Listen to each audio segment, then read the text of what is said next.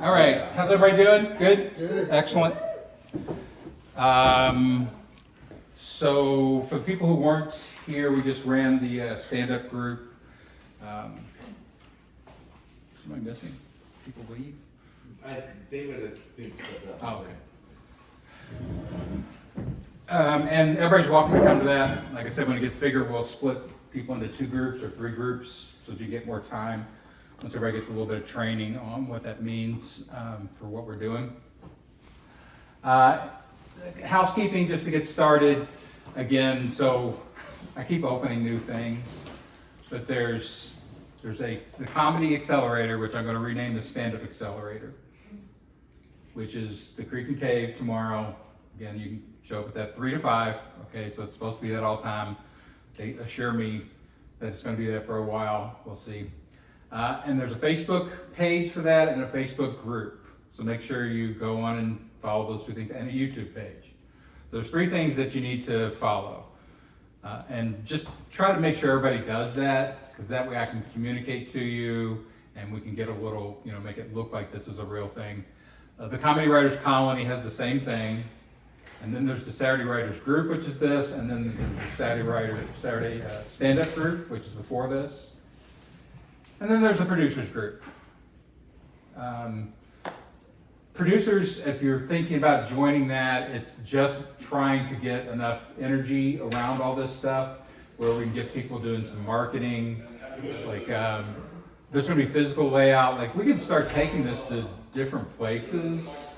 Like, if people have, if somebody wants to be like a line producer and find locations. But again, I'm trying to basically run this like a Hollywood production company. There are a lot of jobs sitting there that you can learn and do if you want to. So, questions about that? Is the producer, is that volunteer work or does that come with? That is all volunteer work right now because none of us is making money. If the Comedy Writers Colony is probably the thing I'm going to try to make money with first. I'm not exactly sure I'm going to do that. I don't really like charging for education. I prefer to give education away for free. And then if people want to develop material, they can pay for that. Like one of the things that the writers group will be able to do is, like we just did, where you stand up here, like Stu posted a thing about Pluto this week. And Stu and I worked on Pluto a little bit here in a one-on-one session. It needs development, but that bit is going to be funny as fuck. Yeah. Audience reacting Yeah, very well. you're going to kill with that bit. It just needs to be scripted right now. But the attitude of being so pissed off about such a trivial piece of shit thing in science is a great performance and character element. So literally, Stu could pay the group, all 12 people that were here today for that, to, here's the bit, here's the written script for the bit, and I'm going to pay $100, everybody jump in, and we could put that money in a pool and have a party or something. And if you guys get sharp at it, his bit would, in a week, grow from, sort of scattered couple minutes to a 10-minute bit that could go on TV or something. So ultimately, when I set up producer stuff and writers group and things like that, it's pointed towards that. And again, I'm not doing this for money right now, so it doesn't really matter to me if it goes to the group. Might as well. Or if you really like somebody the way they write, hire them specifically. Sometimes people just jive with your stuff and your character. Okay, so that's housekeeping. Any other questions about that? Yeah, right now all the producer work is volunteer. David's volunteer, or I'll do trade outs. Like I'll help you all write. David's helping me set up the video and the audio, yada, yada, yada. Okay, so for this, again, the way I've got this set up is there's maybe 4 or 5, we'll call them segments that I want to do each week. So there's a mechanical technique of the week that I'm going to feature every time we do one of these. And it's a joke writing technique or a stand-up writing technique, and we're all going to practice it. And I used them in the stand-up group beforehand with variations in heightening. Those are the 2 that we've done so far. And you can just start to see how they play out into your script. Like Casey had the thing about, money and rides and, what was the other one? Oh, DoorDash. DoorDash. Okay, so 3 things. Apply heightening to it. DoorDash goes up to Hordash. Variations, change those out. So can you get your brain to do that formally is the question. Because you've all got natural techniques that you do, but other techniques that you haven't developed yet. Like my brain will turn things into puns.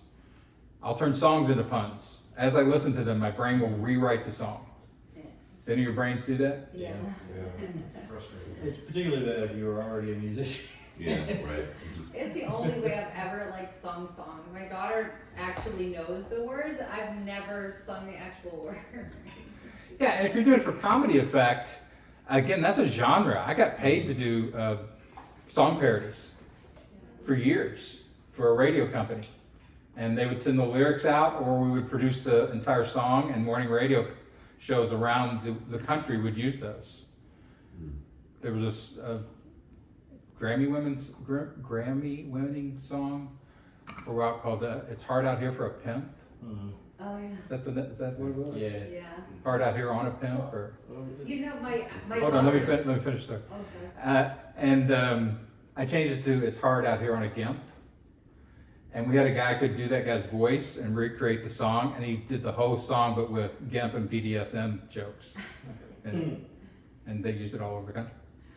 My daughter's boyfriend's dad, I was talking to, and the comedian you were telling us that wrote for King of the Hill, I guess he's his old roommate. He was a Johnny musician Hartwick? and he was a comedian. He said he was such an asshole, he was a real jerk asshole, but they toured, I guess, together. He said he went in and he said he didn't even remember it. He was just messing around on a guitar and laughing at him. He's like, men have feelings too, blah, blah, blah. He made this whole song.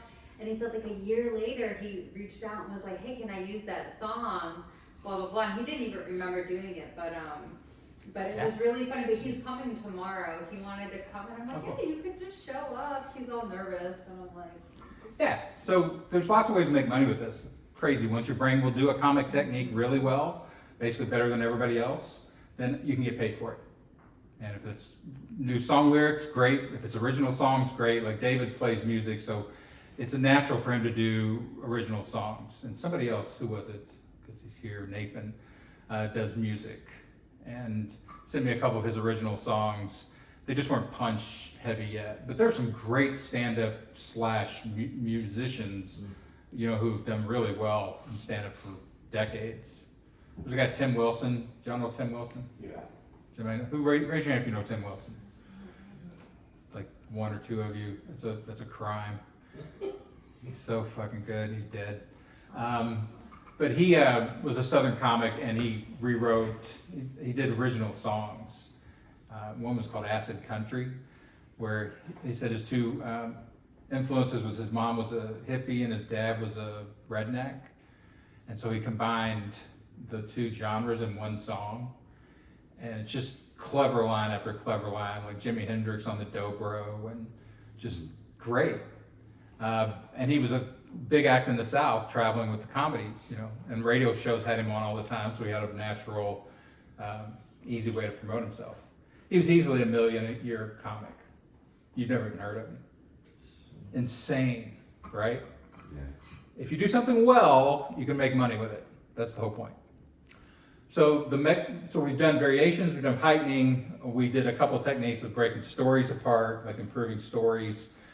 This week we're going to do reversals, which is the easiest comedy technique and often the most powerful. Just say the opposite of what everybody else is saying. And there's a few variations of it where you flip the noun and the object, the subject and the object in a sentence. So instead of, you can do it with anything. David plays music, music plays David. That's not funny, but that's the technique. And if you get really good at reversals and saying the opposite of what everybody else says, you just become fun in conversation or annoying. You sound like a big smoke. It sounds very wise. Like Yeah. you can find really insightful jokes by doing this mechanical technique. It's crazy. But it creates comedy. Because it creates a new thought just with a mechanical sentence inversion. Do you have jokes like that you can think of that you've already got? Can you say that again? It's a mechanical inversion of the sentence. So think of a sentence going up to the comma, and then the rest of the sentence, you basically just flip them. Or you go in and flip words within the sentence. Like, ask not what you can do for your country. But Yeah, so that's chiasmus. It's a rhetorical figure, a literary figure. So ask not what you can do for your country, but what your country can do for you is a flip. And the Greeks call it chiasmus. But then you can add in variation, which I did last week and nobody got the joke, which was ask not what your country can do for you, but how much of your country you can do, which is a Bill Clinton joke that I wrote years ago. Worked perfectly at the time. How much of your country you can do. But yeah, it's reversal. It's flipping, mirroring. Yeah. So do you have jokes like that? Kind of. No, sort of. If you go back into your jokes and your scripts and do that to every line, you're going to discover all sorts of crazy new humor. May not be.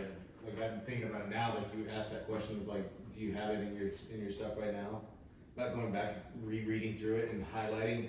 Oh, this is a flip here, or this is a variation here, or this is a whatever. So I can find an ID when I've done that. Yes.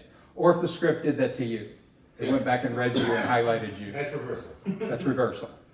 So the object, the subject is the thing doing the action in the sentence. I'm going to go back and reread my script and find the reversals and highlight them or whatever. If I change the object, or, I'm going to let my dog go back and reread you're just flipping. You know, my homework and my dog. I mean, That's different. That's switching out a little bit, but yeah. There's the classic, the dog wags the tail, the tail wags the dog. That's a political thing. But That's why it's a literary figure. It's used everywhere. It's a language trick. That's why it's literally called figures in rhetoric and literary semantics, because it's just a mechanical technique. And most writers don't think of themselves, if you're not a writer, you don't think of these things formally. So you may do them, but you're not doing them on purpose. And so you're leaving a lot of the comedy untouched in your script. Take a minute, think about a bit that you do, and see if you either have reversal in it or you can add reversal to it. It can even be the ones that y'all were just doing. I do a schizophrenic bit with my brother where I talk about his situation and then I say, I would wish that I was schizophrenic. Is that kind of... That's a reversal. Okay. Yeah. Some of my roasts for tomorrow are reversals. Reversals are huge in roast battles. Yeah. They think they're this, they are actually this. Yeah. Yeah, just play around with it a little bit and see if something occurs to you.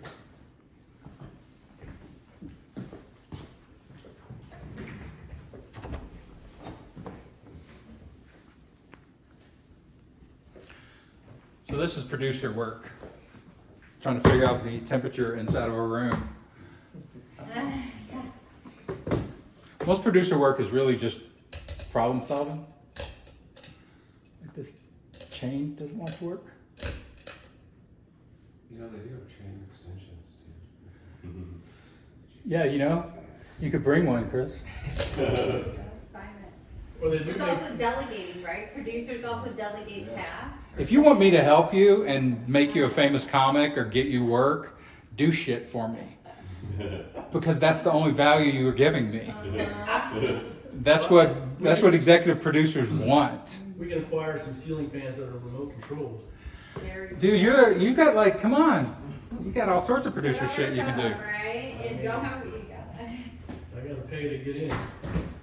I brought my friend Deborah over here, who's a big time producer, and she made me paint everything. She made me paint the baseboards. She's like, get rid of those fucking ceiling fans. They look like hospital fans. Yeah. She was just ready to change everything. I'm like, yeah, I'm not putting 10 grand into my living room. So But make yourself an Amazon wish list. and link it to your social Hey, media, hey, and people sound like- like us can be like, You sound "Hey, like a great this." producer. Sounds like you should do I'll something set like that that. up for you. No, not for me. Like, producers do it. Like, you gotta get the money from somebody, then you need a financial producer. But Set that's one not. up for like a comedy group, like, you got all this technology and these mics and things like that, like I bought a mic and a stand so I could just practice like having it in my hand at home and stuff like that, Yeah. like little things like that. Yeah. You're all welcome. Mhm. Chris does tech, right? Chris, you do software, right? Yeah, Yeah. what you need, a guy. Because he literally said this to me the first time I ever met Chris. We went down to the Jackalope, and he's like, "Hey, if you want to build you a website or something." I'm like, "Yeah, of course I really did." volunteer? He did say that. Oh, I don't think that's That is That's exactly what what you Dan, said. that's what Dan heard. That's exactly what you said. I have executive producer ears. I can set up the group MySpace. I was wondering how you built this producer to executive producer, and I figured out what it was. It's just delegation is all it is. Executive producers know all the jobs, but they don't want to do them anymore. Mm-hmm. And they also know the The money. network and we're the, yeah, getting. Executive producer sits between the creatives, the people who actually do real life work, and money, and executives over here. And they can talk to all of them.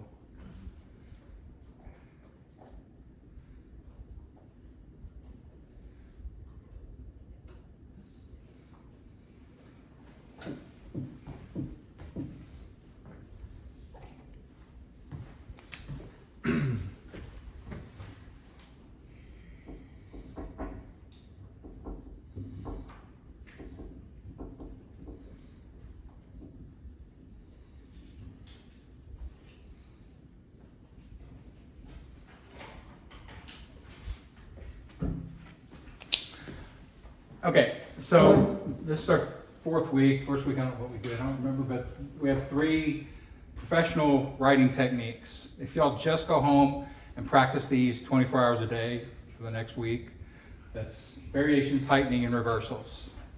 And you get to where your brains will just do these at speed, at really high quality, you can be a hireable writer. You can also write great stand-up script, and you can do crowd work. That's interesting. Heightening is really just crowd work.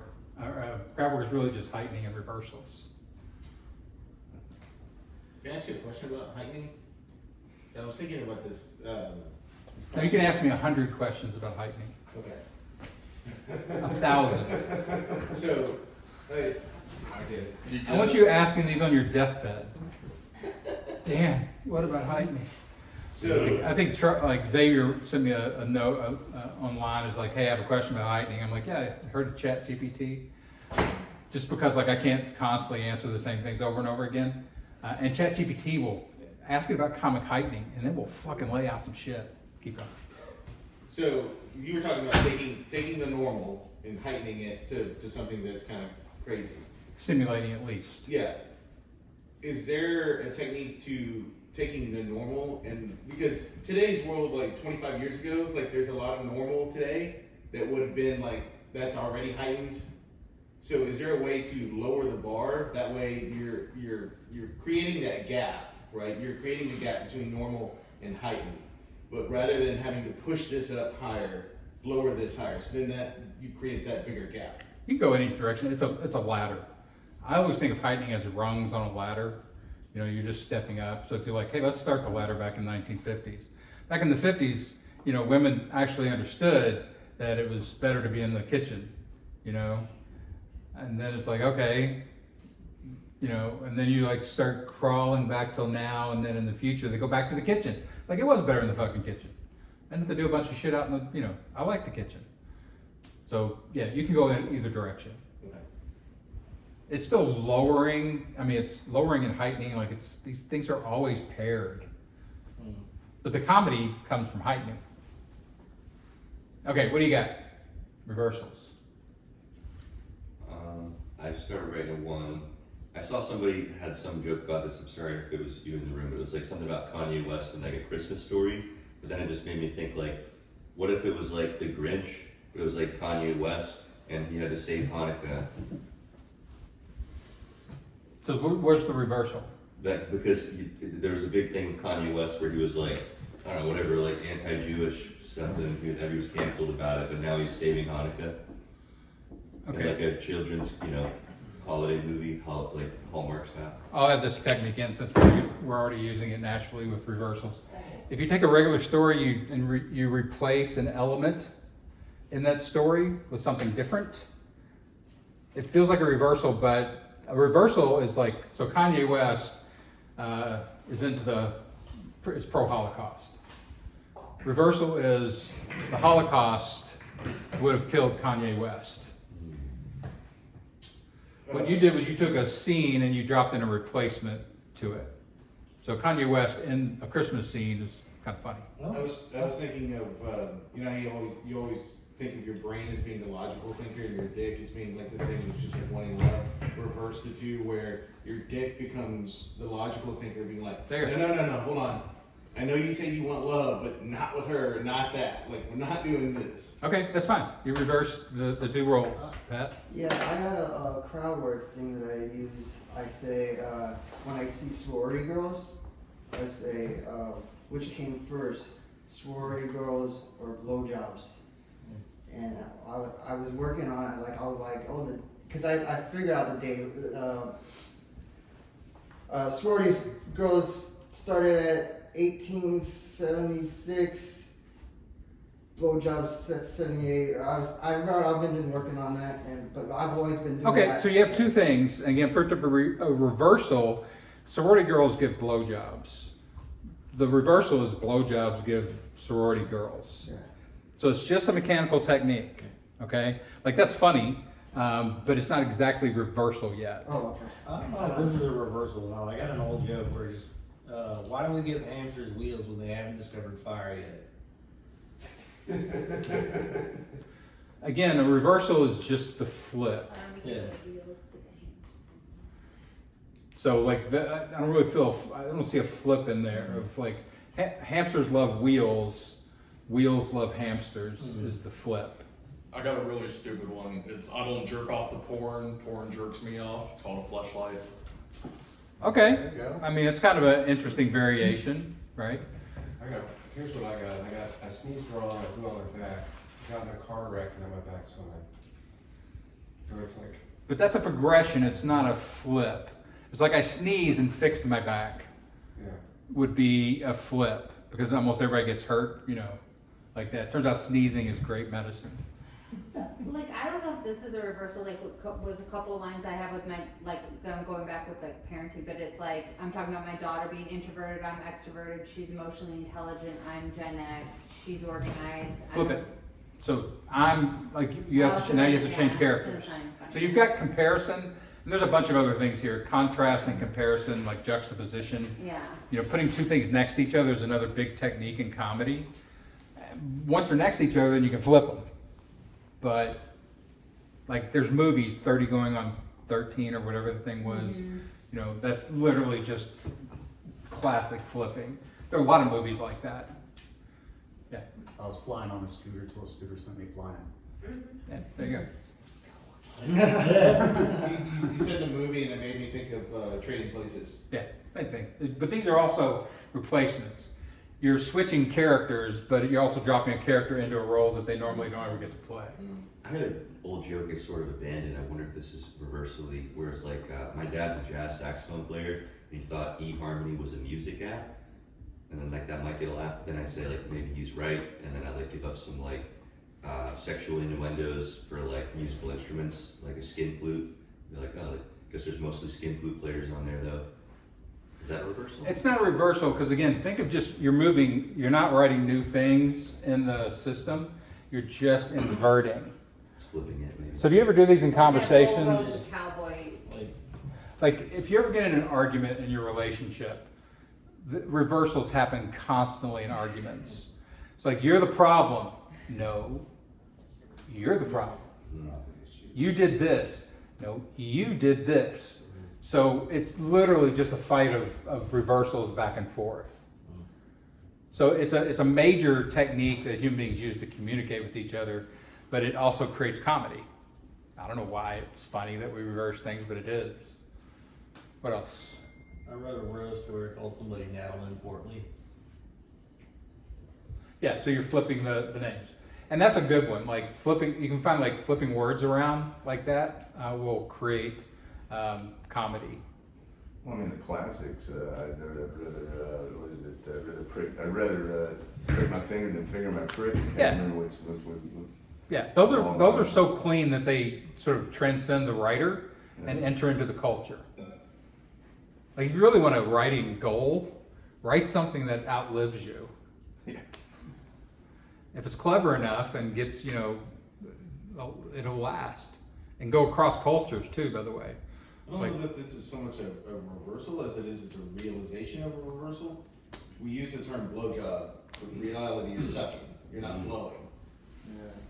Why is that? Right, but it's not like the reversal is blow job, okay? Job blow. Yeah. So It's not a reversal, but you can again replace it like, is that really a job or is it a blow vacation? Like maybe we need to just change the word and then it'll be more appealing. So you just, play with the word and replace the word. My job blows. I give Joe blowjobs. Yeah, there you go. That's a great reversal. My job literally blows because I give blowjobs. So we just switched and switched. Okay, so pair up, take one of your bits or something you're thinking about and say it and let the other person do reversals on your stuff and then switch the roles. You can do it in 2s or 3s, it doesn't really matter. But let's see if we can get this technique burned into your brain a little bit.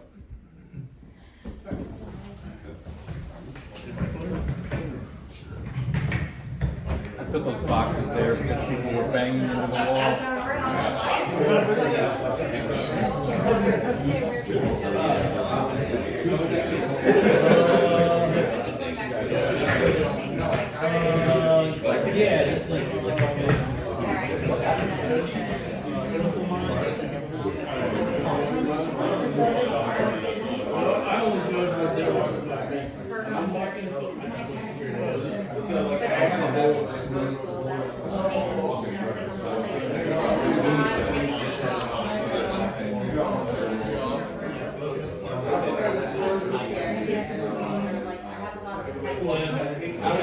back of the plane, you fucking mess it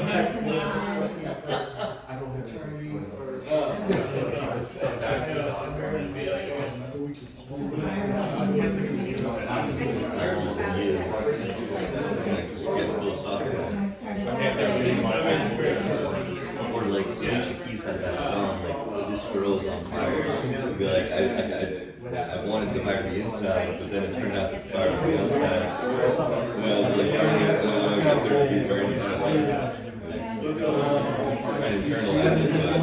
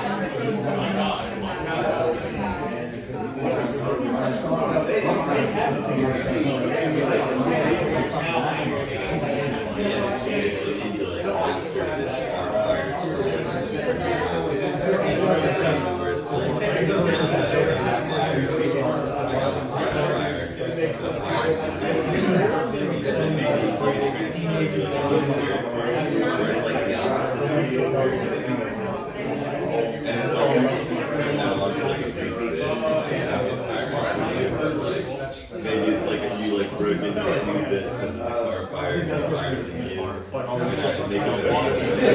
You actually have bits that are like the opposite of normal. Like a bit that you could be like, make up a name for yourself. Be something funny about like women crashing their cars and like there's a kind of fire.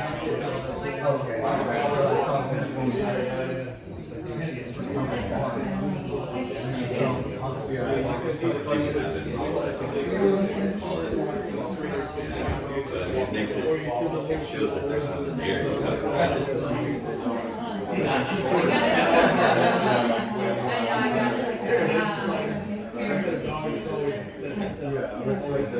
Like fire.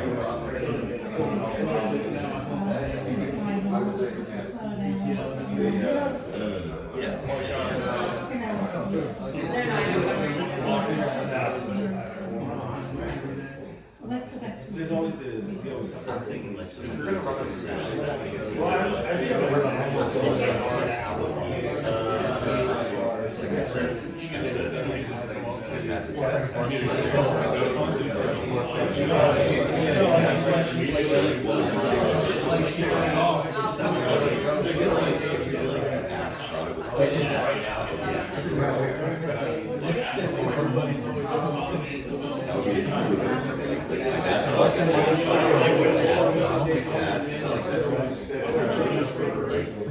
People are doing it wrong.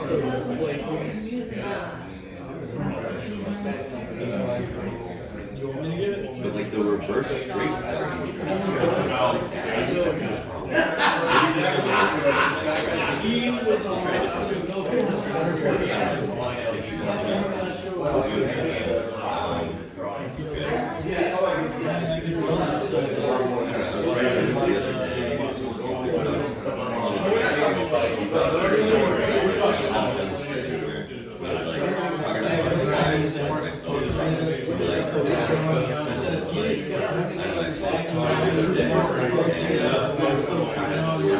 A little bit of like your ass is creeping out. I'm like driving, like careful. You know, like I would literally crash my car and like drive off the road. Like right now, but it's like it's not the way I'm trying to reverse that. I didn't think of reverse it, but like making me think of like how could you reverse that? I don't know, like maybe the whole situation is like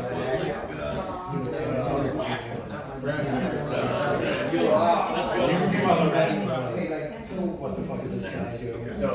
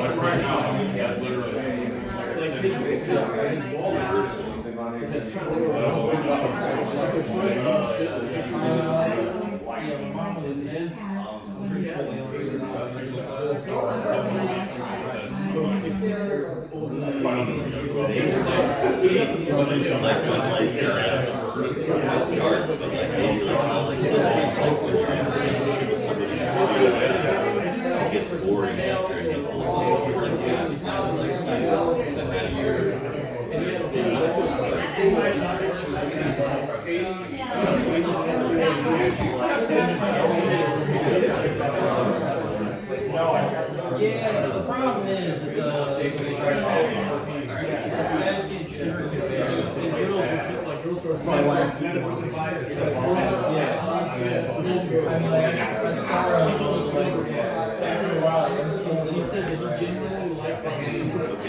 I'm ranked as one of the best super stats players in the world online.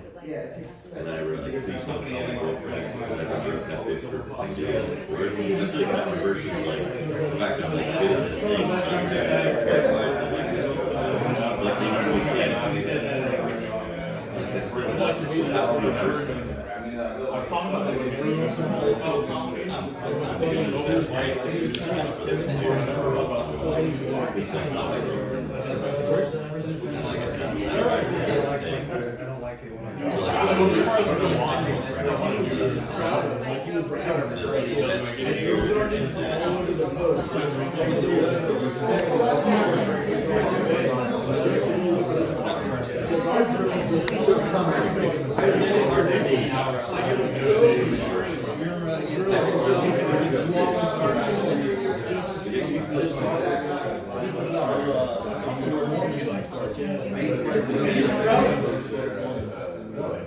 one of the best video players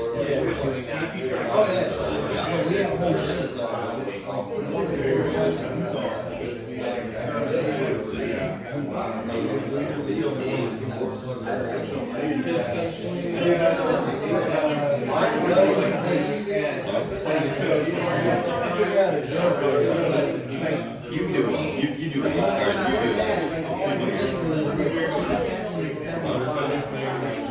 No, me too. We gotta figure this out.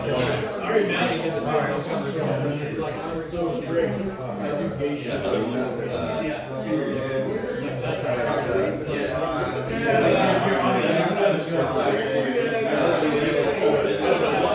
So like, there was a bit I had about like, okay, man, people's reaction to my voice, like they don't know I have it, or I don't know I know kick them that. So out. they'd be like, man, your voice is so crazy. Within a rent control community, I make And sure I get into that business, pretending my voice like is aggressive. Community. But like, Hot dogs with white bread.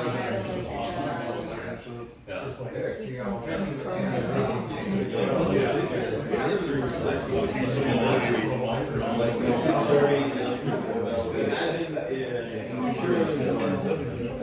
Extermination. Well, that's the reverse. Not funny. What's happening to start with?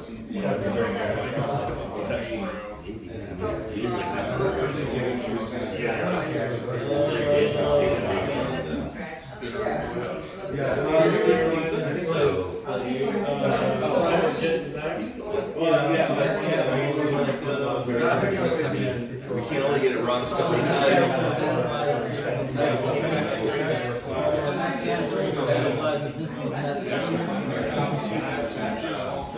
Right, and I think that's what he sees. He was saying in the beginning when he gave the boy the example that he gave. David plays music, so what's reversal? Music plays David. He said like that's not funny, but that's what it is. Yeah, but like that's the concept. So it's like why is that so obvious when he says it like that? I don't know, maybe it was so simple.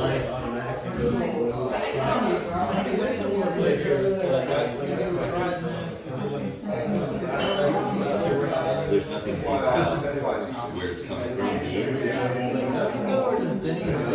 Right, that voice is coming behind that.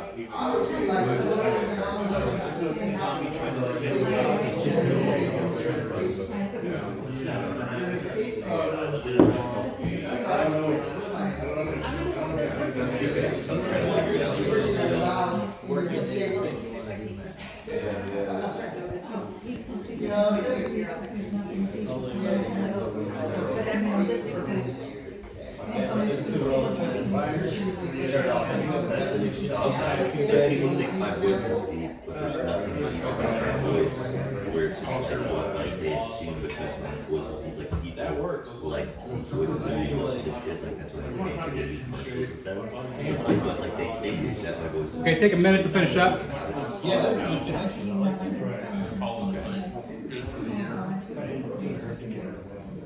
Yeah. like I'm really stupid maybe.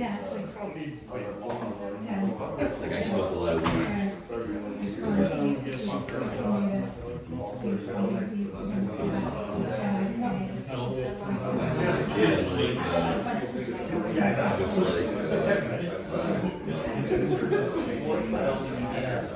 What would I say? It's like not deep.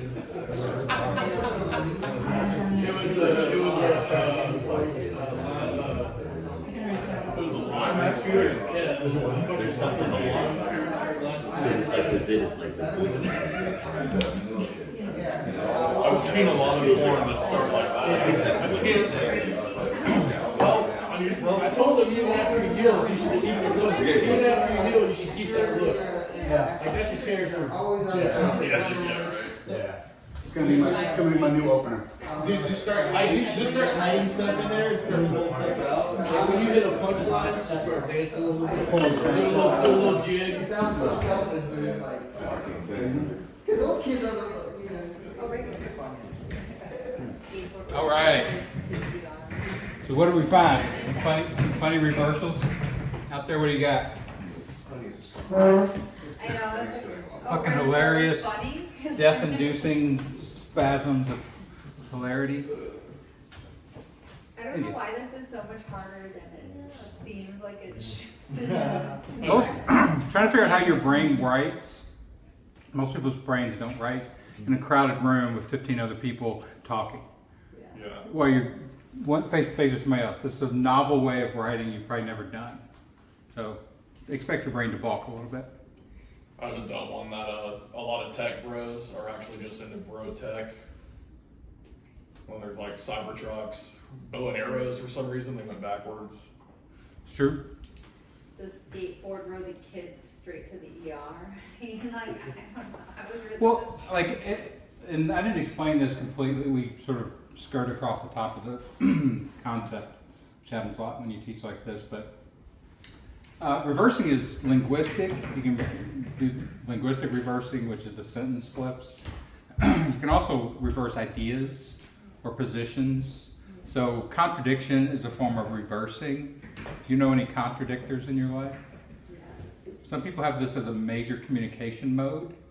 No matter what you say, they will take the opposite position. Just to argue with you. Contrarians. I've got a couple friends of mine that are like, that's, Accused. I've never heard of that. People get trained to it. Like my father could not agree with anything. I would challenge him, like try to agree with one thing, and he couldn't do it. Like he had just adopted oppositing and reversing as his modality of, communication. But in comedy, it can be reversing concepts, like Charles was talking about, his high school principal, the No Child Left Behind policy. You can literally reverse every word in there. All children left behind. That's kind of funny. We're going to leave all of them in kindergarten. All adults, all teachers left behind. So you're just reversing each word. All children left ahead, whatever. And you just keep going through it and reversing each word or flipping each word until you find something funny. Yeah, I've got a joke where they call me Batman, except my childhood trauma was walking in on my mother receiving a pearl necklace. Yeah, so you take the scene, like the pearl necklace was ripped off Batman's mother, then they both got shot or whatever. And so now instead of ripping it off, you're giving it. So it's oppositing. Okay, what else you got? I mean, it's the classic, like the dog walking the lady. Like, you got that big ass greyhound or Great Dane or whatnot just dragging this, 100-pound lady trying to walk this big ass dog, and he's just dragging him. So reverse it again. Little old lady's throwing the dog over her shoulders and walking away. Reversals don't have to go one time. And that's where it gets really funny. And that's why it's really good in crowd work. Somebody reverses you, you reverse them, and if they're good, they'll reverse it back. There's a great Chad Daniels bit online about this where it's a long bit, but he talks about getting in first class and setting up with the guy next to him, like, hey, when the next guy gets on here, let's act like we're married and we want to sit next to each other. It's two dudes. And so the guy gets on and he's like, hey, do you care if my husband sits next to me? And the guy, instead of going, he flips it and he goes, well, I wanted to sit next to you. Like the last time we flew out here, it was fine that we were together.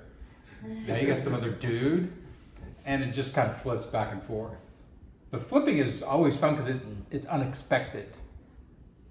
Okay, what else you got? Does doing meth make you work at Denny's, or does working at Denny's? What was the first part? Does doing meth make you work at Denny's? Or does working at Denny's make you do math? Yeah. I like it. Is this a technique you use, or does it sound foreign to you? Is your brain like going? It's a technique I recognize everywhere now that you've brought it up. I see everybody doing it, but it's still foreign to me. I think it's a seating that we're struggling with. If you seat me with anything, I'm going to start riffing. Yeah. Just pulling it out of thin air is where I'm struggling. Well, this is again a sort of a writer tip. Brains don't work very well in vacuums. So if you research things, like if you just go online and you're even just reading, like meth. So if, say I want to write some reversals about meth, and you ask ChatGPT, give me all the different drugs that are like meth. Then you would see like things for your brain to react against. And your brain works better when it's reacting against concrete things. Abstractions, most brains don't work very well. I think I'm mostly finding like My experience, role reversals. Like WebMD has flipped the doctor-patient relationship. Instead of the doctor telling the patient what to do, the patient's telling the doctor what's happening to them, and it's like, so I'm finding more like role reversals than I'm finding like blow job blow. Like I said, I only went through one variation of reversals before I gave you this assignment, which was linguistic reversals. But this is this is why trans people have a problem. One of the strongest forms of humor throughout every culture, all of human history, is to flip and combine genders. They're literally gods that just flip genders and combine genders. And so when you take a trans person, it naturally creates comedy. Like if you look at old, Hollywood movies, guys dressing up as women was one of their staples of humor, because suddenly you're both inhabiting the same space. The flip, you can see the flip there. You can see both sides of the flip. And so now it's become a problem because, it's not a clean flip anymore. So it like stops mid-flip and half-flip, and nobody knows whether it's funny or whether you can laugh at it. That's a good hack for Halloween in college. Any guy I knew that dressed up like a woman were getting hit on by women all night. So any of you. Oh, if you're married and you go to a club. Oh, the same instantly, thing. Yeah. Is this a perfect flip? Did sororities birth blowjobs, or did blowjobs birth sororities? Yes. Yes, that's exactly right. Yes. I'm glad everybody else is Everybody- all like distracted. But the good thing is now too, I feel like when you see comedians doing it really well and solidly now, you can pick it up, and then the more like because I can come up with a bunch. I'm like, okay, just come up with a bunch of subjects, and then come up, and then I'm like, okay, pairing them like that, just to kind of get my brain around the exercise. But I feel like you might burn through a lot before you get to something funny, like. Yeah, if you're just writing mechanically, your intuition has to take over at some point. So your brain will go, no, oh, that's funny. And that's when you develop a comic consciousness that will do this stuff without you formally having to think about it. So pull up one story off CNN or something today, and I'll show you how you do this as a TV monologue writer. Doesn't matter what it is. A top story. 3 people killed in Islamic Center in San Diego shooting tried to draw gunmen away from the mosque. That's an old story. Yeah, it's the first one that popped Says up. May 19. It doesn't matter. Doesn't matter. Let's just take something easier. Well, this Trump is and- the Phoenix one yesterday. Here's one. Cracks emerge in Trump's GOP. What? I was just about to, No, that's better. feels about So it. the Take something even more visual, like Trump and the MMA thing that's going to be happening. All right. So here's that. Trust me, that's all they're going to be writing about on late night. Yeah. It's so weird and so dramatic and so visual, and you're combining. We haven't talked about pairing and replacing yet, but this is a classic pairing joke. Put 2 worlds together that never fit together. Nobody would have ever envisioned an MMA match at that size and that scale right next to the White House. So suddenly all of American history is crashing together with, the MMA. And so you're pairing these two things, and comedy there's thousands of jokes that spill out. But on reversing, this is literally what I would have on my wall when I was a TV monologue writer, is a list of all the mechanical techniques. And then I would just look at it. If I couldn't come up with a joke that beat anybody else's jokes, because you could see everything else everybody was writing and submitting, I would just go down to a technique that nobody was using. And I would flip it, or I would heighten it, or whatever. And when your writing has to be super high quality because there's something on the line, like getting fired from a $300,000 a year job, when you got 2 little kids at home, you get really, really ferocious about learning these techniques and making sure you're using the ones that other people aren't using. So you want your brain to be unique in how it uses those. What is the one at the end? This contradicting, this is inverting, flipping. They're just all synonyms for reversing. It's hard to come up with a very specific one that covers all of it, but it's essentially you're reversing, you're doing the opposite of something. I don't think oppositing is a word, but It certainly is, because you know exactly what the fuck it meant. oppositing. That is a word. You only think it's not a word because the dictionary's slow. It's not caught up. So yeah, take that. So we've got the Trump, has an MMA fight coming up on the White House lawn. So just do oppositing. Like each piece of it could be opposite. What is the, that, is that contradicting the word closest to you? Oppositing, flipping, contradicting, and inverting. Thank you. Again, they're just synonyms. You can find more. So take each word. This is the easiest way to do it. And opposite each word. Trump. Who's the opposite of Trump? Biden. Biden is having an MMA match on the front lawn of the White House. That's comedy, because it would have never have happened. But if you write that up as an animation or something, then you'd be like, oh, yeah, whatever. Or what would Biden have had on the front lawn? Sleep contest. Sleep contest. Oh, maybe we could use, oh, yeah. Or like a Clinton, and what he did at the White House, right? Anybody. Abraham Lincoln Founding is, fathers of the is going to have a shooting contest And do well. on the front I lawn. think Biden would have gender reassignment surgery on the White House. There you go. Depending on whatever hit you want to have with it, that's, you're on your way. JFK. Lincoln hosting a slave auction at the White House. Sure, why not? JFK with the drive-in movie about like a hitman. Yeah, anything. So you've now got the option of looking at each word, creating an opposite, flipping, each word, or flipping the whole event. So like MMA match. Like what else would Trump have? Like if it wasn't an MMA match. Yeah. What? A beauty pageant. Just Team USA. Beauty pageant, the Team USA. Kids. Yeah. Ice executions. Massage parlor. You can start thinking heightened. What's the craziest thing he could do? A business ethics class. There you go. That's perfect oppositing.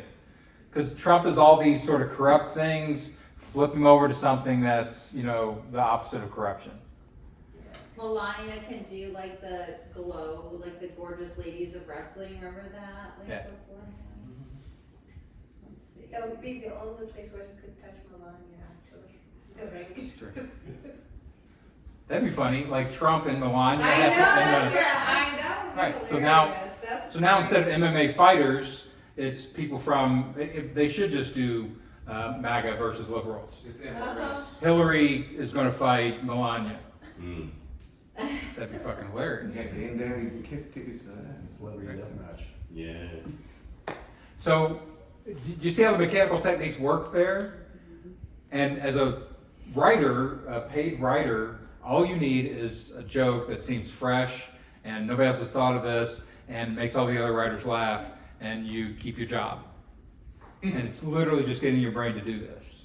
And you can do it formally, which is you look at the technique, you break the sentence apart, you go like this, or your brain will get used to it and just speed through it and do it. Yeah. That's when it's really fun, because my brain will do this on stage during crowd work now. As soon as I get a detail from somebody, my brain goes flip it, switch it, heighten it, hit them back with it. Like there's a crowd work technique, which isn't on this board yet, but you have to pluck a word that they say and use it back in your joke. And if you do that, it dominates the space every time. So if if I ask somebody, where are you from? Dallas. Dallas. I'm from Dallas. That was even said like a Dallasian. And I've now got the word Dallas to play with. And I just did. Like I reset it, I changed it, because I plucked that word and it's now mine to use in a joke. And what you see people who don't know how to do crowd work, or they're early in crowd work, they get a piece of information and then they try to come up with a novel piece of information themselves. Or you could flip it. Dallas, they wouldn't let you into fucking Houston or Get kicked out of Fort Worth. yeah, whatever. But your brain starts doing these things really fast, and then you're rolling. What else? Is this fun? You like learning this stuff, or are you in hell right now? Like, oh my god, I'm just learning a fucking technique. I couldn't think of a Fucking joke about sucks. this, but I was looking at these paintings and I was like, imagine the paintings painting the painter, like creating the painter. Or like even just take those and like imprint them on the person. You know, you have to walk around colored like that all day. Like if all you had was this painting, what comes to mind when you think of what the guy looks like who created that? Or what if like the walls and everything was painted like the Sistine Chapel and just hung up white? You can't what? Just hung up white Like canvases. reassuming Yeah. Or maybe the best painters are people that go around and take like a work like this in a canvas and they just erase it. Yeah, just Or change, you like, like flip it. go up and like be studying the wall next to the painting and like critiquing the Yeah. plain wall. That's an right awesome next to the flip. painting. Wait, say Okay, so you have two spaces here to work with, right? You got the painting and you got the boring space next to it. And you're like, And so you flip them. So everybody goes up here and oh my god, and they flip over here and oh my god, look at that wall. And there's a contrast in textures. Yeah. like go to a museum or something like the Art Institute of Chicago, and you're just looking Hang at out the bathroom, just like, yeah, wow, this is great. and flushing the toilet, like oh, it's And a lot of comedy you'll see is doing that. They trivialize important things and they make important things trivial, which again is a flip. yeah. You know? So the concept works over and over and over within comedy. Now I'll notice it all week till next Saturday and come with like. And your brain, again, this is training your brain. That's the whole idea of why you're actually taking a workshop in it. The only way you train your brain to do this is when you leave here, you just start doing it over and over and over. Like if you're doing this for a job and you really want to do this well, sit down for 3 or 4 hours for a while and just practice this technique, because you've got to get it to sink into your neurology. It can't be something you understand cognitively. Because then your brain's moving too slow and you can't keep up with the other writers who can do it like this. Yeah. I can burn through this stuff because my brain has been doing it for 30, 40 years. And my brain already did it because my family did it. My family was very weird with language and humor, even though none of them were fucking funny. Literally, I'm the only funny one in my family. Well, they were funny fucking. I don't know. Right? See? There you go. Okay.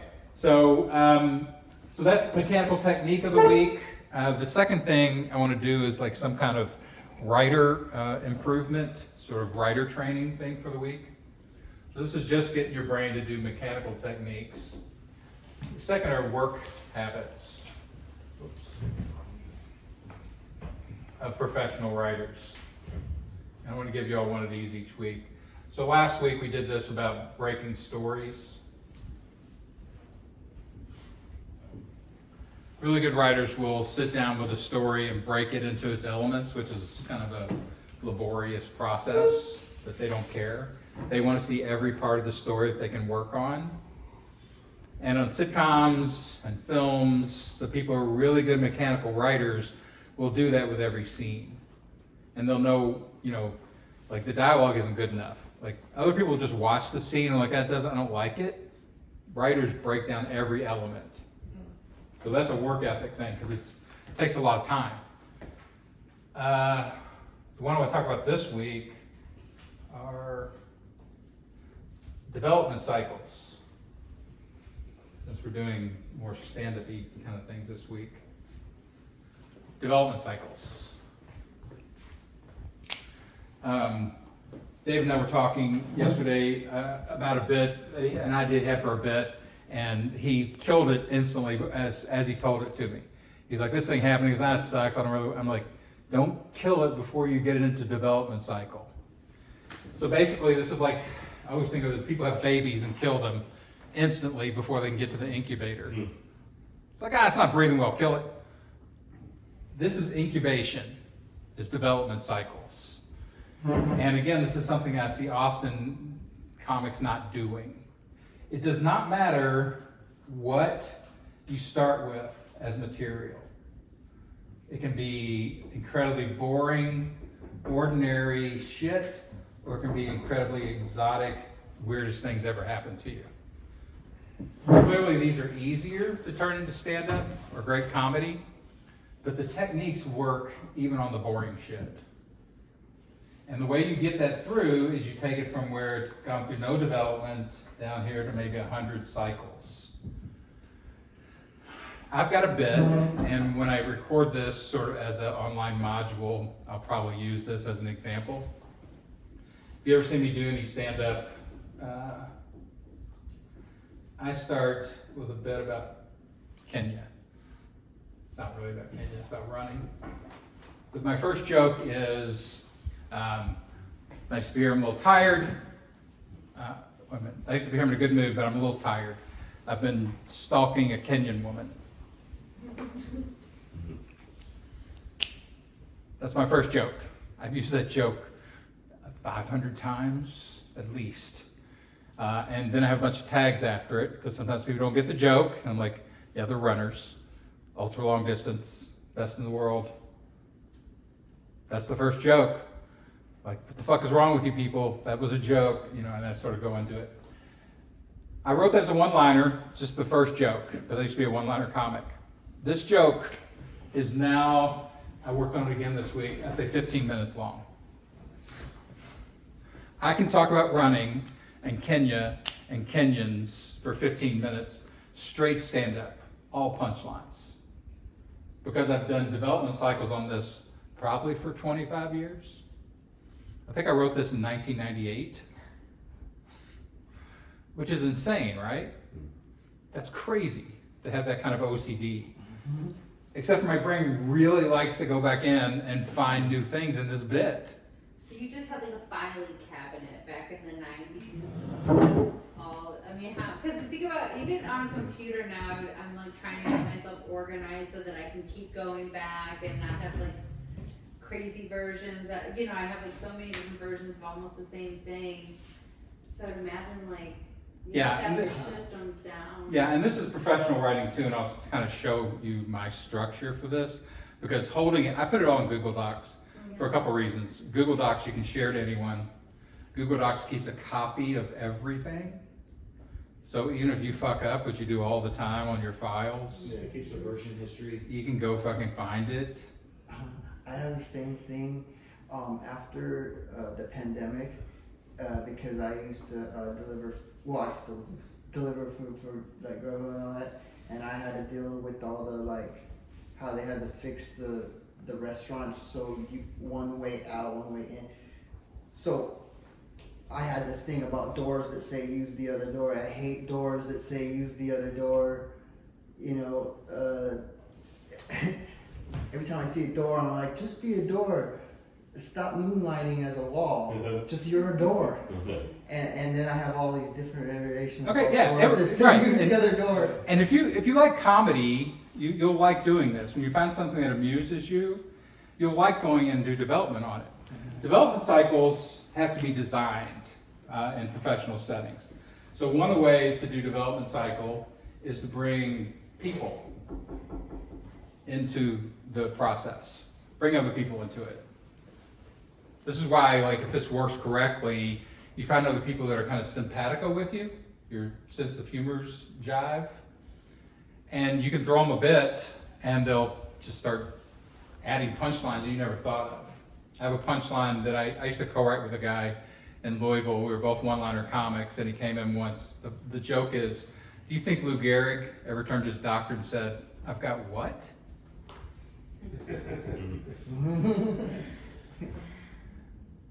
He gave me the concept, which I think he took from somewhere else because he was kind of a thief, and I wrote the punchline. But then I wrote a bunch of other jokes just like that. They were basically science or historical references written into one-liner jokes. And for a while, I was just writing these. I'm like, okay, go back into every historical figure and see if you can write something that they say that is a surprising reveal of what they did. So never walk up to Oedipus and say, "Hey, how's your mom?" So you're just pulling these historical figures out and trying to write one-liners about them. He could not really write the punchlines, but he was great at finding, maybe he was stealing them, but. So if you find writers, other writers, that you can run shit through, your development cycle speeds up immensely and gets much denser and much richer. So how many of you write with somebody else right now? Does ChatGPT count? I don't know. You guys count. I wish it did. I wish it was better at it. It's not a very good co-writer. It's good at like gathering information to react against. Does anybody write on Teams? Okay, so when you just on my brain is clarifying, I'm going to state the obvious here. When you say bring people, you're talking about bringing writers to the thing. You're not talking about necessarily bringing characters into the joke. I'm bringing other human beings. Okay. It does not have to be another writer. I had a friend I went to college with who used to get invited to parties all the time because he was an amazing laugher. Yeah, like I always call my best friend because we know each other. She has a good sense of humor too. I like run my jokes and she's like, do this, we're gonna start that. Yeah, everybody tries to run their jokes. I used to run my jokes by my kids when I'd pick them up from school. I'd be like, I have to come here and get you, so you got to listen to my jokes. That was our trade-off. Poor kids. Yeah. Yeah, they don't like stand up. I'm gonna say about my kids don't let me tell them jokes anymore because they're all growners. You know, like people who drive Uber will do their Uber drivers will do the material to their passengers. Yeah. I mean, I did. You get an Uber just to run your own material?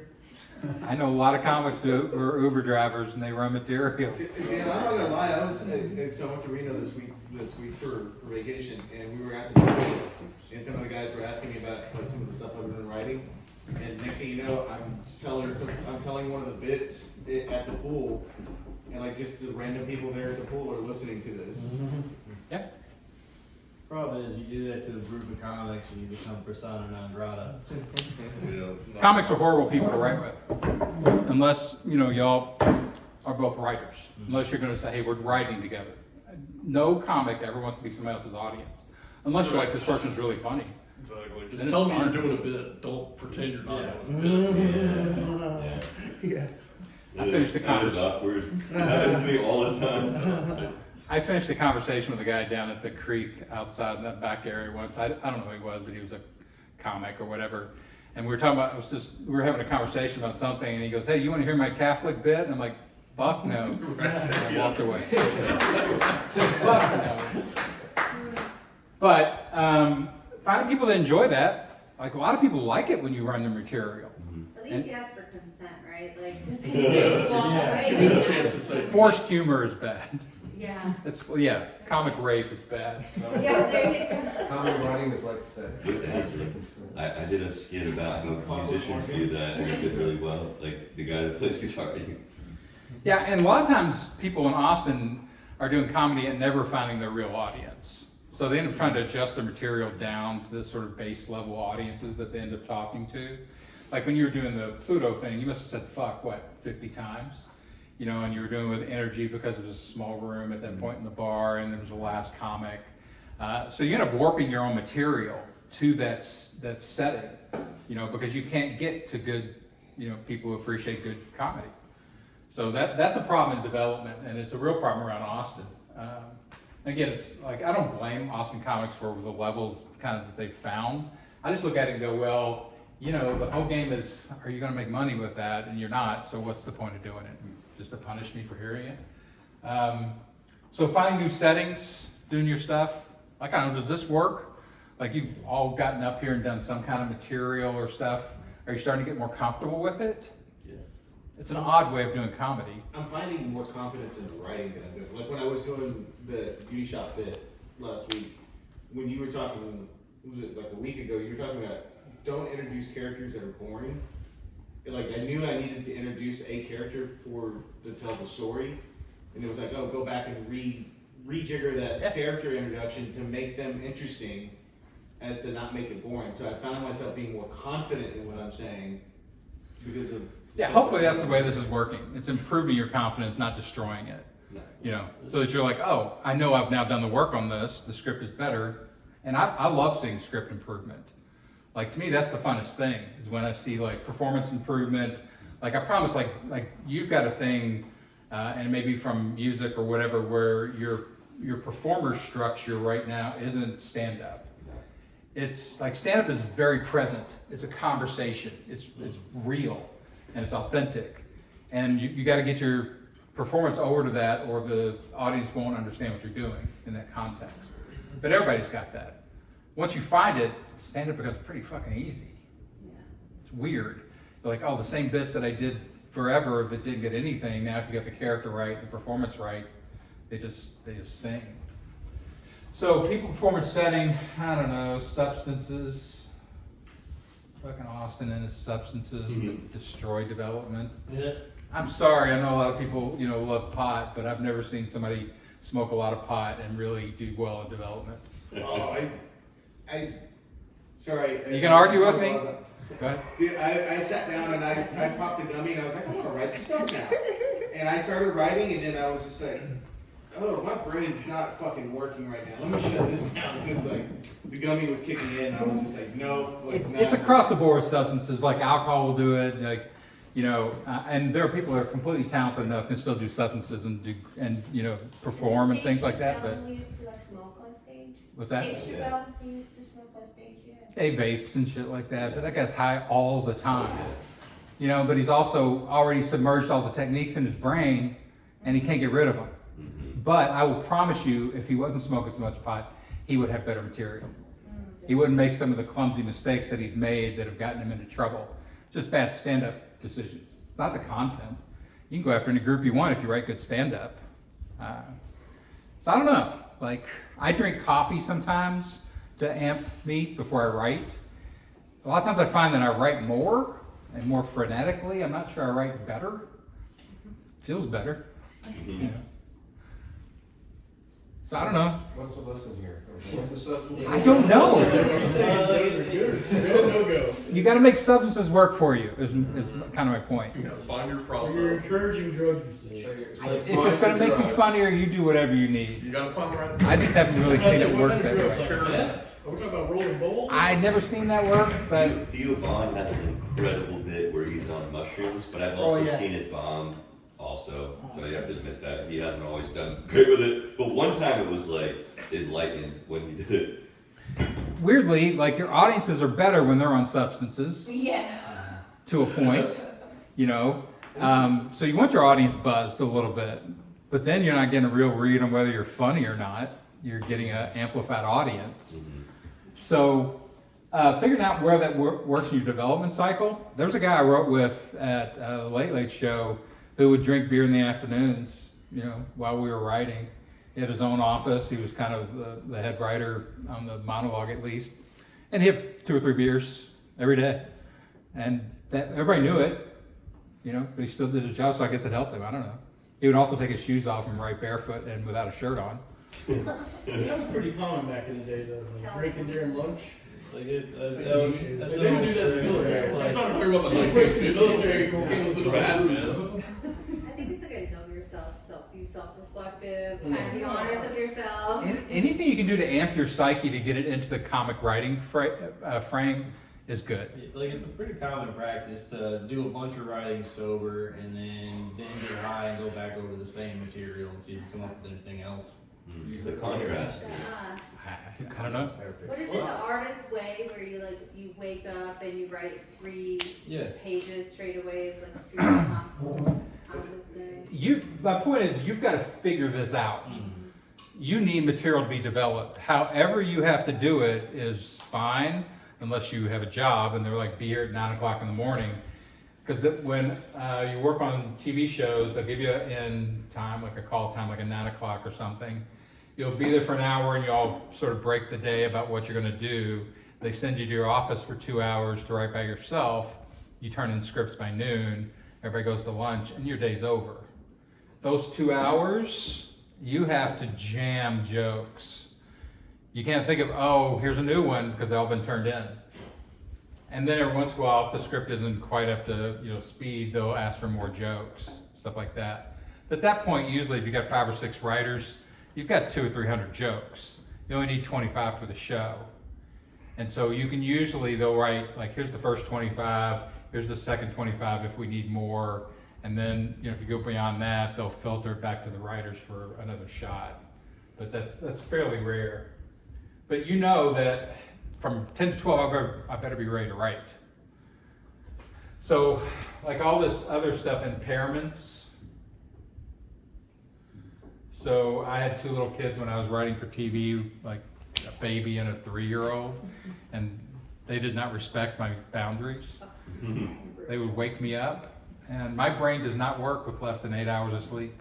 It does not work. And so I'd be sitting there on a, again, full job, and all the other writers would go bang, bang, bang, bang, and I'd be like, I don't know. My brain's just sitting here looking at everybody. So I had to set it up where I slept at the back of the room, and my ex-wife now had to get up with the kids all the time. I'm like, you don't want us to lose this job. But I know this about myself. That's also why I don't start working now before like 10:30 or 11. Because if I don't sleep good the night before, what's the point? So that's a rule. You need to know what your work setup is. And when you start taking things through development cycles, you also need to know like what mediums you work best in. So I've mentioned this guy before. I've got a good friend who wrote for Letterman for a long time. He had multiple late night show jobs. Really good writer on one specific type of joke. I've never heard him say anything about it. Verbally, never ever. I've had hundreds of conversations with him. He's never said anything that's made me laugh. He's sitting back to his office, sit in front of a computer for 2 hours like a little rat at a keyboard, and here comes pages after pages of funny jokes. If you didn't let him do that, if you made him sit in the room and do verbal pitching and verbal writing, guy could never get a job in Hollywood because he doesn't work in verbal mode. That medium doesn't work for him. I relate with that guy. Yeah. Very much. Yeah, I've definitely noticed. I've started like something pops in my head. Like I'll have a notepad that I can write real quick, just like write it down real fast. And then if I have a chance, then I'll physically write like just a stream of consciousness. Just let it go. Like whatever it is, let it go. But then when I put it into the Google Doc, that's when I'm like, okay, find the tighten, put the techniques and put it through that grinder. Yeah, again, like you're trying to figure out, how does your brain work best, and if it works best in the moment. Some people, it's like they get it all right in a moment. It's all like downloaded. Other people take 2 hours. And my friend Bob Oshak's a different guy. He writes for Bill Maher now. He used to call him the Unijoker, because he'd take his hoodie and he would put it over his head and he'd put earphones in and he would just disappear into his desk for 2 hours. Wouldn't talk to anybody. You couldn't interrupt him. Why do I know that name? I don't know. He's been a Hollywood writer for a long time. So it became fun to try to interrupt him. That became a game for the writers. Like, what's a good way to interrupt Bob? But you couldn't do it. Like, he would never play. Other people, like, it's all verbal. I don't know. I talk a lot in this thing. Do you guys feel like you would like to talk more? Do I talk too much? Do you not like monologue? Some people don't like it. Give yourself some credit. You're dealing with a classroom of 20 class clowns, and somehow we're still making progress. Right? Are you class clown? Rachel was We were all. I was definitely, And we can't. I want to blurt something out every 5 seconds, and I'm holding it back. Yeah, hold him back. Good for you. What's your name again? Right no, Chris. Next to Chris. JJ? JJ. All right. Yeah, I don't know. Like, this is a fairly dominated environment. Like, even when we were doing comedy writing or the stand-up environment before, I dominate the space because I want it to move fast. And it's about instruction more really than you enjoying it. I try to still make it fun, but if you're managing the space, like this is something else, about people, like whoever's managing your development can improve it or kill it. Yeah. Like if you're like a weak manager, if you've ever been in like a class or something where the person isn't running it and they're letting everybody else take over the class and shit like that, it's fucking torture. There's a little bit of that last week with, that was the first time, what was her name? Miss Atano, the roast pedals. Oh. Jessica. Yeah, and she I thought she was great. but she hadn't taught before. She even afterwards sent me a text like, that's the first time I ever taught something. As a teacher, you know, when you feel the energy start to flag when you've repeated something too much, and like it's just something that you learn. But like if that happens on an ongoing basis, like a bad low energy learning environment, your brain will just fucking lose its mind. You'll be so upset by it afterwards. You'll be like, I have to go talk to somebody. So I like energy, but yeah, just trying to get through information. It's like, I mean, I started off in school at University of Texas, and then when I decided I wanted to go to music education, like staying at Texas, they were really good at developing performers, and like you could be a badass like marimba player, percussionist, or whatever.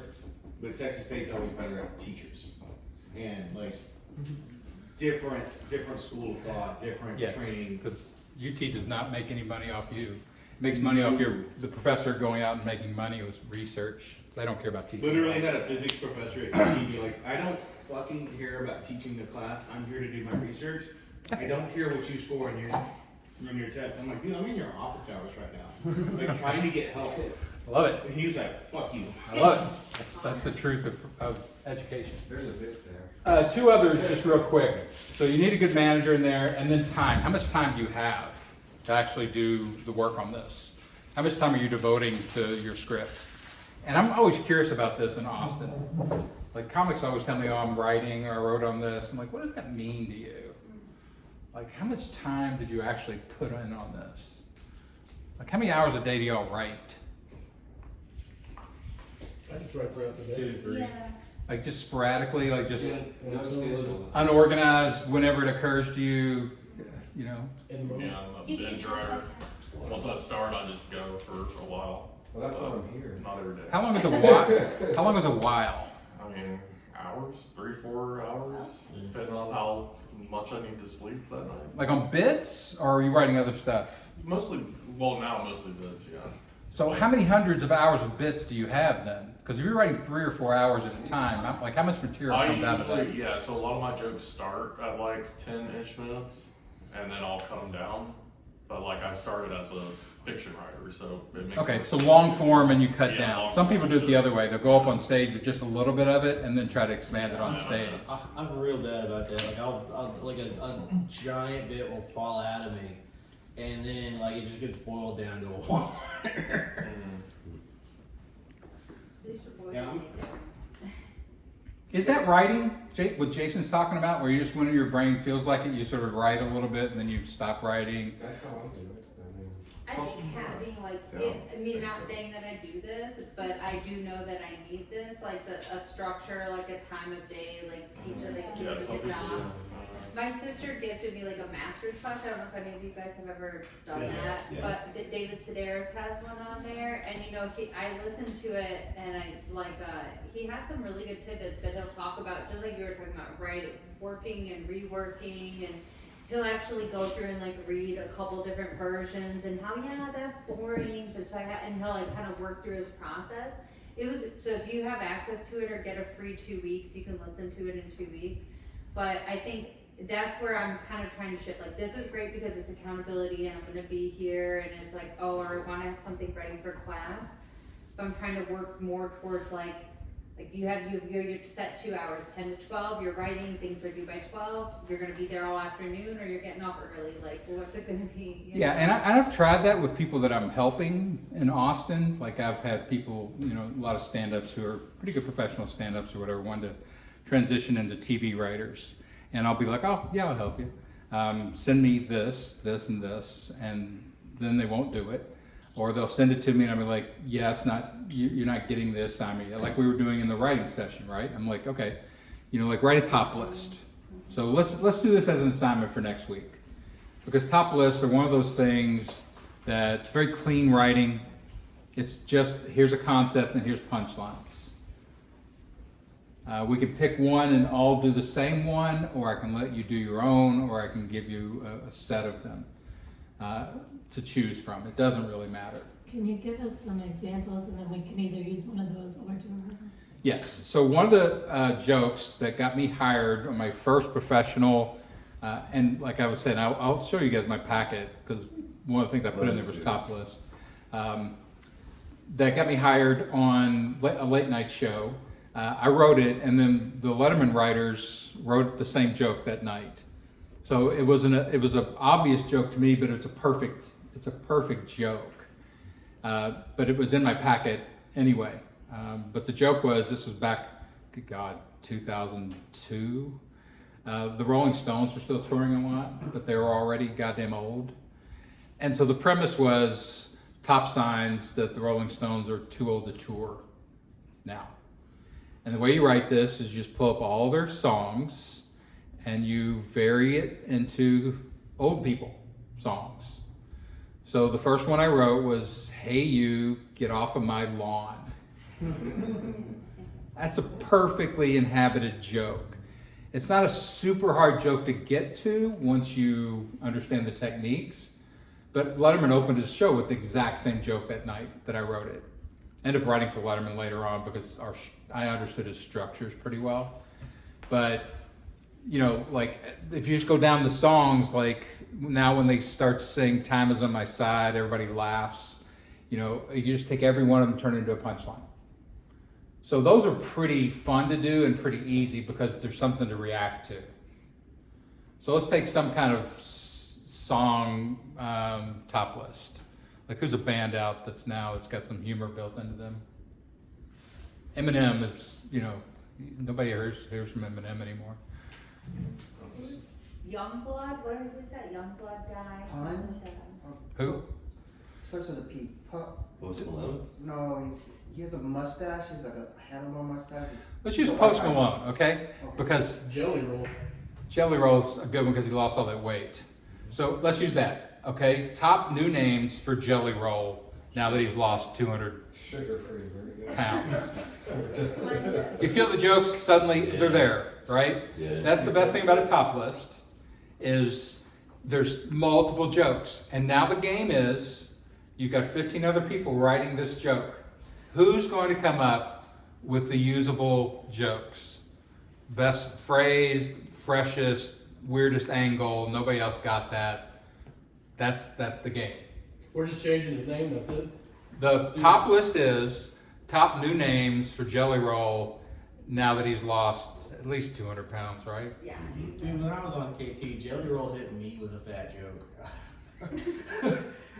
I was like, that stings, man. Don't change the premise. Don't change the phrasing. Don't change anything. That's the assignment. And so a lot of you will write us very similar jokes because you'll look. So here's some tips on how to write it. Look at his songs and rewrite the titles of the songs or lyrics of the songs into names. Like his top hit was what? Related to him losing weight, like make the songs about. So you got all the fat stuff. So you got GLP-1 drugs now. You got the word Ozempic. You got Wegovy to mix in there. He now opens his whatever. We could change just the name if you wanted.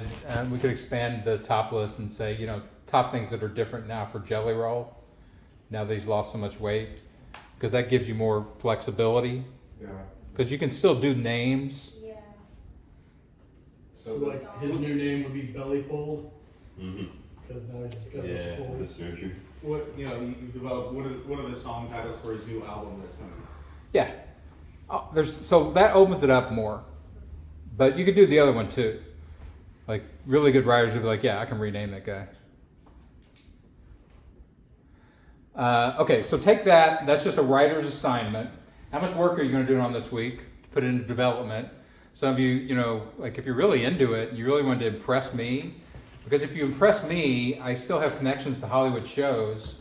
And if people impress me, I try to find ways to get them work. I do this all the time. Nick Mullen, who wrote for Roast of Kevin Hart, was an Austin comic, super toxic human, but a really good writer. And he had actually done a couple of things that pissed me off specifically, but it was fine. I knew he was a troll. And he moved out to LA and had no job and whatever. And I'm like, hey, let me see if I can hook you up with some writing gigs for people who want toxic writing. And the main one I knew was the morning radio thing. It's the easiest thing for me to get people into. And he gave them like 2 or 3 submissions. They're like, what the fuck is up with this dude? I'm like, hey, he's toxic. Like, So he couldn't take it back, because the way you do that is you write toxic jokes, then you pull them back into something that's more acceptable.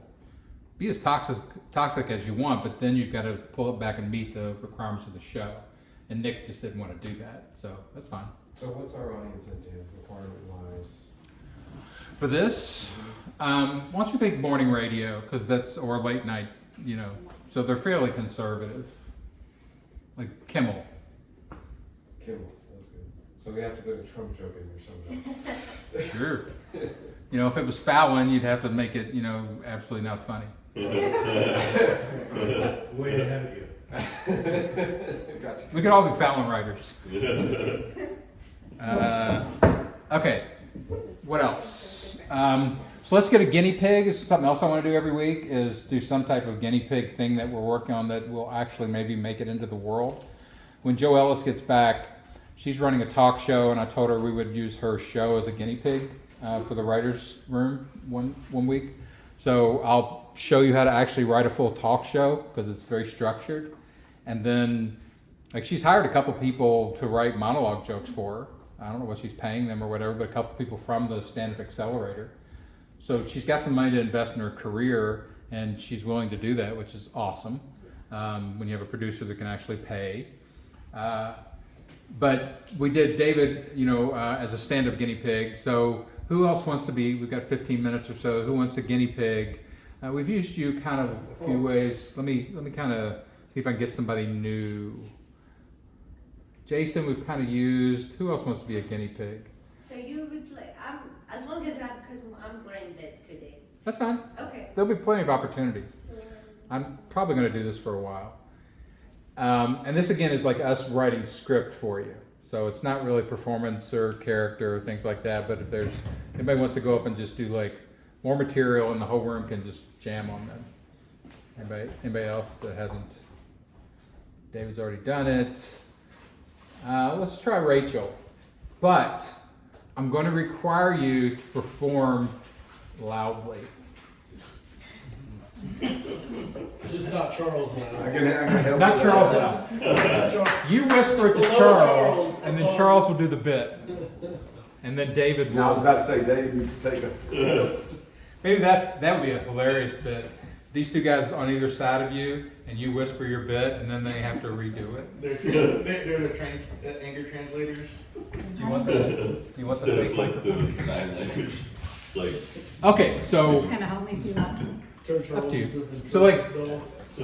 she's our guinea pig, and the guinea pig is supposed to get really good jokes that she can use here in Austin and beyond.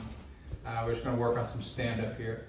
For those who don't know, Rachel is kind of soft-spoken, has a very strong character, but it's a soft character, and I think does one-liner jokes mostly. No, they're mostly like short stories. Okay. All right, so yeah, do whatever you want, and we'll jump in and see if we can improve some of the script. My name's Rachel. Are you sure? Are you sure? You don't seem confident about that. I was in a car fire. That's about as emotional as I get. I have ADD, not to be confused with ADHD. I do everything in slow motion because I'm listening to the voices in my head. Even in this car fire, I was in slow Rachel mode, like, get out of the car. Everybody thought I was a scammer until they saw a video of me just casually walking down the road, and they're like, yeah, that's Rachel. Like, should I keep going? I don't know. Do y'all want her to keep going? Or do you want to work on what she said so far? I mean, there was a thought I had about like. Okay, so yeah, let's make a decision. So car fire, that's the bit, right? Okay, so yeah, we're gonna work on car fire bit. You were talking about the voices in your head, and you're so soft spoken. I wonder if the voices inside your head are so soft spoken that you can't hear them, and you're like, I like "The fuck did you just say?" That's a really nice veer. That inside my head, there's probably more voices, but I can't hear them. Whispering. I do it. I like Yeah, maybe. Somebody take notes. Are you taking notes for her, Casey? Sorry, go ahead, Chris. Well, I mean, I don't know, I can't do much with the car fire, but I can do a lot with ADHD because I've got those voices too. They're not as quiet, you know? So it's nice to be enhanced when I go on stage with certain substances. This isn't a joke. This is just, you know, there's just. So why are you talking about it? Fair enough. But No, it's okay to take information and develop it so somebody else can grab it and turn it into comedy. It's fine. ADHD is really fertile in my mind. I don't know. Okay. Well, I'm trying to make a joke about like the contrast between ADD and ADHD, because ADHD they're all hyper and loud, and all like I'm slow and quiet. So you have ADMD, What's So the ADD is attention deficit mild disorder. Mel- Like again, that's oppositing, right? Hyper. Yeah. Find me a word that's Opposite hyper, yeah. You know, what if a prelude was human? You say at the end you walk casually away, but you don't seem like a casual person to me. I don't see you walking casually. I think even if I saw you walking, I'd be like, I think her car just exploded or something. There's something wrong with this. There's also like a confidence thing. Like when you just said, "My name is Rachel." That was hilarious. It's like, do you have confidence in your own name? So you're like, "My name's Rachel." I think I should get out of this car that's about to explode. or maybe? my name's Rachel for now, or for these purposes, or something, some kind of tag on it like that, even before you get to the next part of the story. So like again, what you're trying to do is figure out every piece of information you're giving out. Can I crank that into real stand-up? How much really good laughs could I get out of just that? So you have name and you have Rachel. So either one of those you could play into. Mine's Rachel, that's my street name. I like the idea. My name's Rachel, unless the voices in my head decide to change it. Yeah, just pitch ideas. We'll see which ones gets laughs. One of your things is that you have lack of confidence, do you feel? So I'm not thinking play on someone who has confidence, like, cause hyper, and you're like non-confident. I had something in my head. I'm the most, yeah, or even I'm the most animated person in my family. So you're going. So when you say your name, and I'm like, if you're okay with my name being that, or something like that, something where you say your name, but you're like, if that's okay, my name. Like if you say your name really slow because you have ADD. My name's Rachel. Are you okay with that? Or like if it's not a joke, it's weird for you to just introduce yourself on stage like that. Just like, hi, I'm Rachel. But it is kind of, it establishes her character. Yeah, I was doing that. If it's, I was doing that. Well, you could go like, hi, I'm Rachel. I think I was in a car fire. I'm not sure about that either, though. Everything's a question. Like I remember it, but nobody believes me. Yeah, you don't seem confident in your own experiences. Yeah. I think I was in a car fire. Yeah, exactly. Yeah. Either that or the space heater was warm. Like I can't. Something, David? I was just thinking, like, I want to circle back, like, you said you did it on purpose now, but like the way you just said, hi, I'm Rachel, we all died at that. Yeah. So like, it's almost like, how can we take that and like add something just because you had us from hi, I'm Rachel. You didn't And then it realize felt like the energy stopped. It's like, how do we take that? Like, what's the funniest thing we could say from hi, I'm Rachel to exactly how you did it? Well, I'm thinking like you go, don't worry, I'll calm down. I'm just really excited to be That's here. funny. So that's who was it? It was, yeah, Jason. Who was doing that earlier? The what? That Xavier. Yeah, it's the same thing as Xavier's joke. Yeah, when he got up there, I was thinking we have like similar. very similar, simpatico. You guys should write that. So dueling neurotics. Let's get dueling neurotics. Yeah, there's something about what you said. I think what you said is that when you say I'm Rachel, and then you said something about I think I was in a car fire. There's something just freaking shocking about that. Well, I was trying to say I was in a car fire in a really monotone voice, because most people would have been freaked out about it. But I don't think you need the words. Your timing. You were like, hi, I'm Rachel. Yeah, it was And perfect. then you say, I was in a car fire. Yeah. I think Everything becomes like just Like a Good question. Like, there's Really question not as to whether you're actually. how did the car fire happen? All right. Well, let's wait for a second because that's the second thing to develop. But I think you're right. Like my name is Rachel is her first joke, right? Yeah. And it's a Yeah. performative joke. Yeah. Like just walking up and saying, my name's Rachel, nobody's gonna laugh. But the way she's doing it will get laughs. Right. But you can tag that also, right? Like, can you get laughs? Like, they were gonna call me, my mom was gonna name me Whisper or whatever. But you did another question, so you keep. I actually Right. I was not purposely doing it. Right, you said you were just introducing yourself to the class, right? That's not like part of the joke at all. No, was. it actually was, but it wasn't on purpose as a question. It was more just trying to be very Just being monotone. My name is Rachel, but my friends call me Rachel.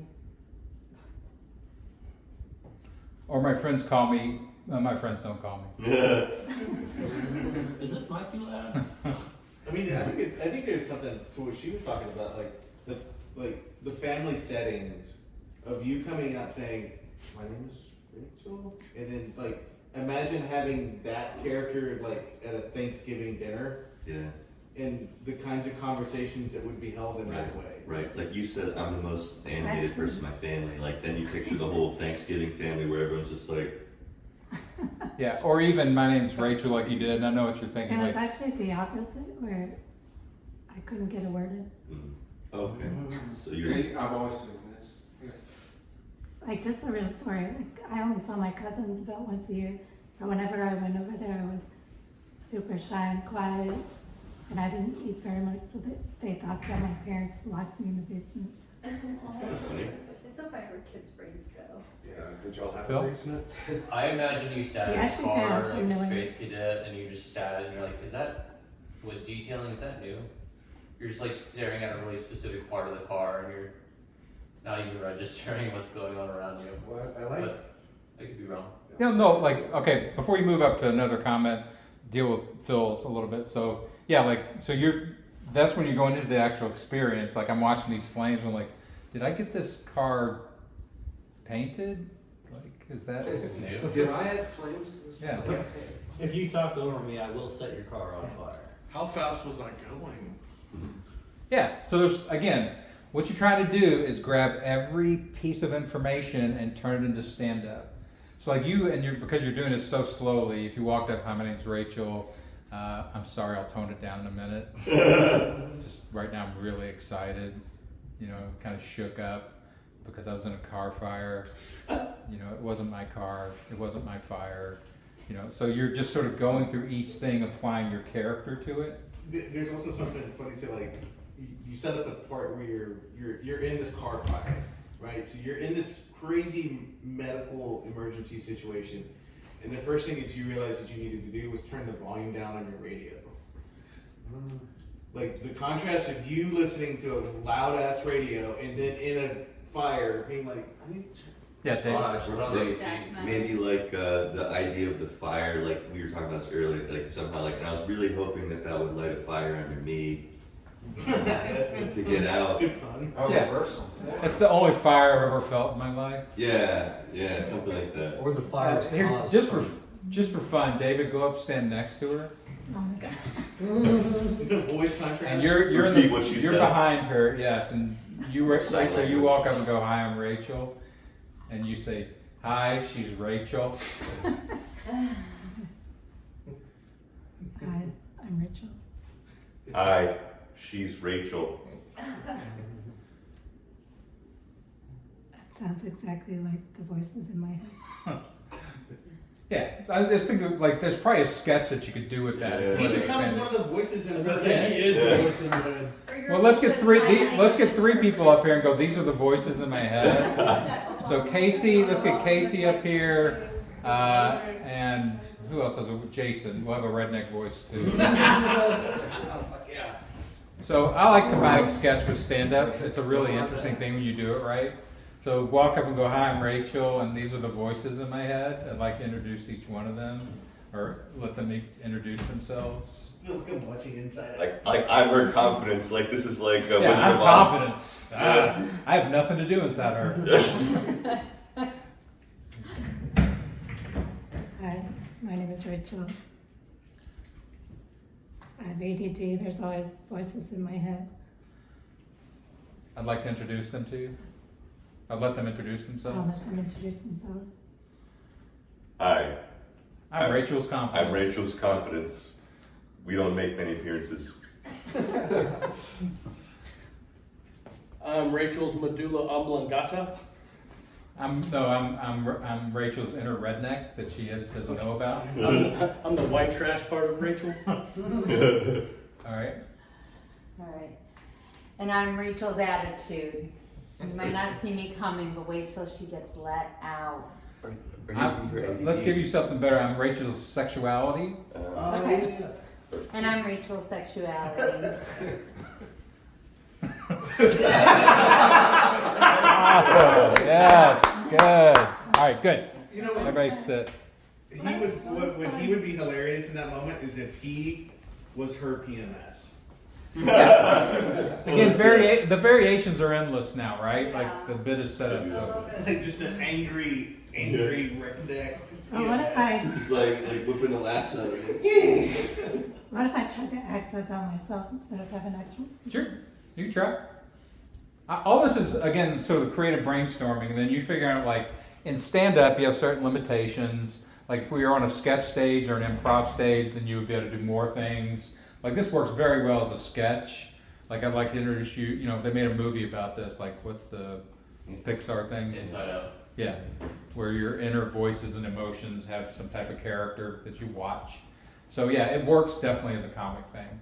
Trying to boil it down to just one person's stand-up just has to write it a little bit differently. Okay, great. Excellent. All right, so that was the guinea pig of the week. So talk about that. You see how it worked? Like how it started to evolve into something bigger than itself? I like Rachel because Rachel's a strong character, even though it's a soft character. Yeah. Can you see yourself writing for Rachel? Anything that you establish for the audience as a strong character or for the writing room, they will grab and run with it. If you walk up and you're just sort of a bland, ordinary human being, they're not going to be able to do much with you. So this works back into your stand-up, again, sort of making yourself a multi-dimensional character or something. So like, let's do this again real quick with Stu, because Stu now has a character element imposed upon him. But just see what your brain does when Stu comes up and starts.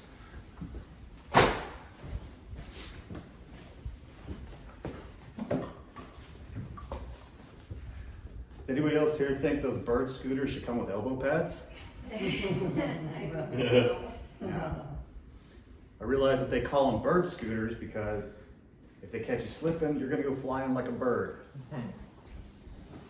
That actually is not true.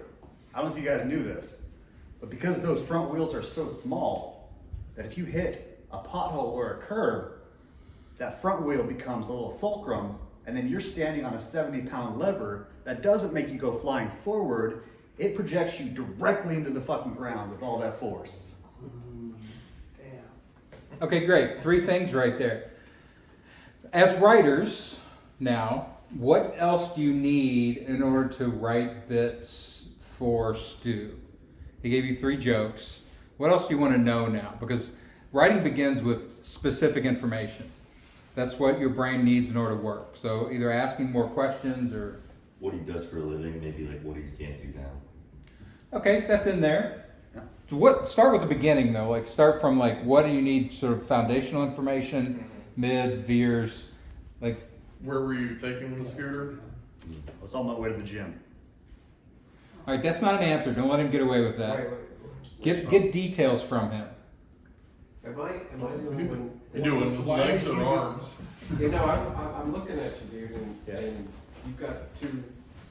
I never seen anyone wear 2 arm bracelets. 2 arm slings. Yeah, most people don't. They don't even know what happened to you. It's a real I don't know the story, so I'm looking at you and I'm thinking, is this a prop or is this guy?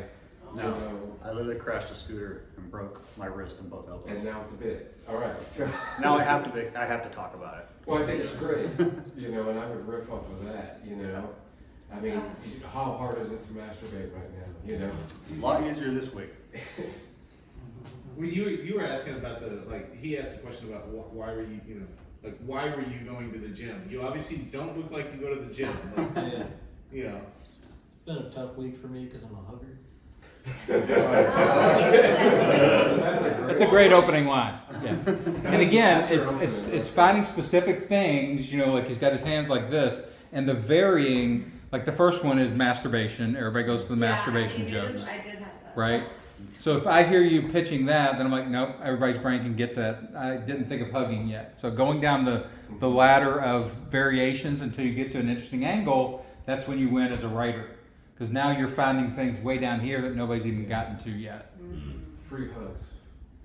T-Rex No, they're more expensive now than ever. surgically changed. I can only hug skinny people. Very skinny people. What else?